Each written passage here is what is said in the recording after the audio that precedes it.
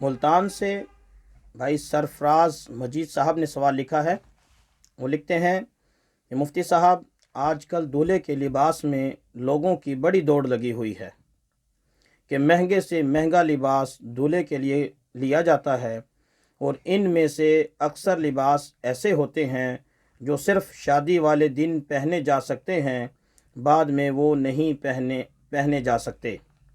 کیونکہ وہ لباس صرف دولہوں کے لیے ہوتے ہیں، اس لیے ان کے وہ پیسے ضائع ہو جاتے ہیں۔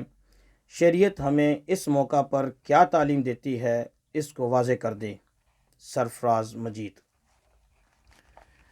جی میرے محترم بھائی، واقعتاً ایسا ہے کہ آج کل اس کی دوڑ ہی لگی ہوئی ہے کہ لوگ مہنگے سے مہنگا لباس لیتے ہیں، اور پھر اس لباس میں کئی قباحتیں ہوتی ہیں۔ ایک قباحت کہ یہ بہت زیادہ مہنگا ہونا، دوسری قباحت یہ کہ یہ صرف مطلب دولہے کے لیے ہوتا ہے، دولہا ایک دن پہنتا ہے، بعد میں وہ ضائع ہو جاتا ہے، پیسے کا ضیاع ہے، اس میں پیسے کو ضائع کرنا پایا جاتا ہے۔ تیسری قباحت اس میں یہ ہے کہ اس میں سے اکثر لباس غیر شرعی بھی ہوتے ہیں،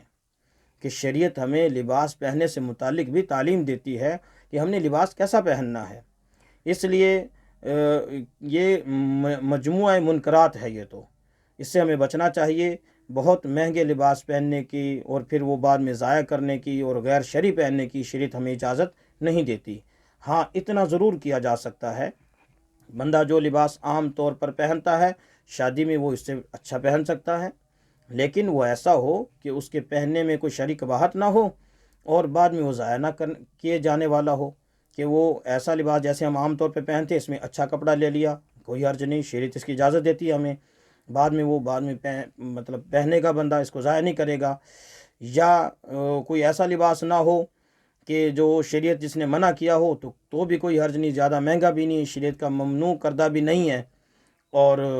پہنے جانے کے بھی قابل ہے، ضائع نہیں ہوگا، تو ان چیزوں کو اختیار کرتے ہوئے مہنگا لباس تو پہنا جا سکتا ہے۔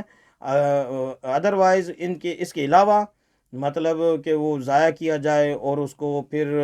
بہت زیادہ مہنگا ہو اور غیر شرعی ہو، ان چیزوں کی ہمیں شریعت اجازت نہیں دیتی، یہ چیزیں غیر شرعی کہلاتی ہیں۔